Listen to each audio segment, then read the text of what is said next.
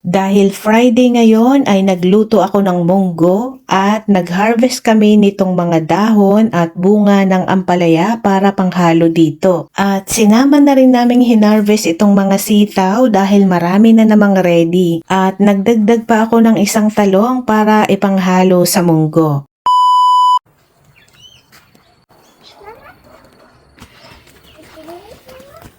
Yeah, I leave that for seeds. Mama, look at that one at the top. That's like a curve. We will harvest the And what is the money tree here? Did it got sold now? Is the money tree here sold now? Yeah. Oh.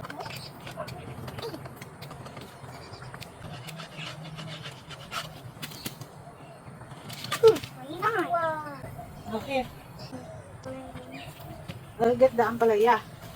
Ampalaya. This one. Ampalaya. It's so hot. Oh. How about this one?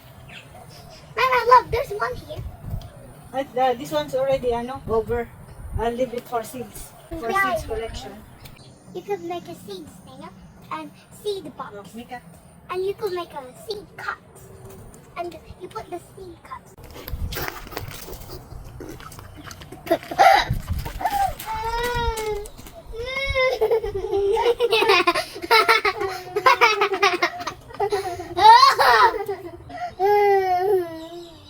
What are you doing? It's a string. String. I'll harvest on the other side. Let's see who can get the most. Good job. Good job. Looks like a good place. Are there a lot of sitaw there? Yeah, there is. Still a lot. And also weeds. Careful of the ants and cats. We need to be careful of that. No, you'll break it like this. Twist.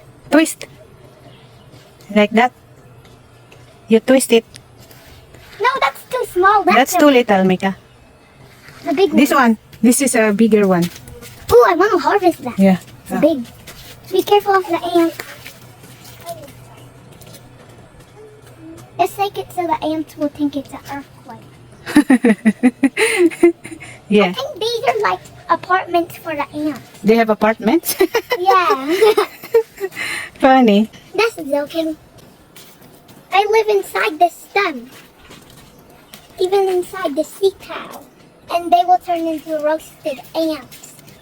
You're not going to go inside the sitaw. No, the ant. We got a lot of sitaw one. We got one. Drop it slowly. Madali lang naman i-harvest tong sitaw. I-twist mo lang.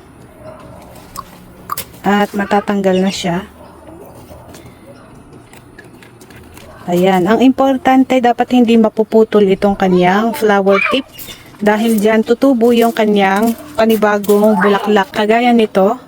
So dyan yung pagtutubuan ng panibagong bulaklak at panibagong bunga. Yung mga iba kasi kinakat nila dito. Pag kinat mo na yan, wala na yung susunod na bunga.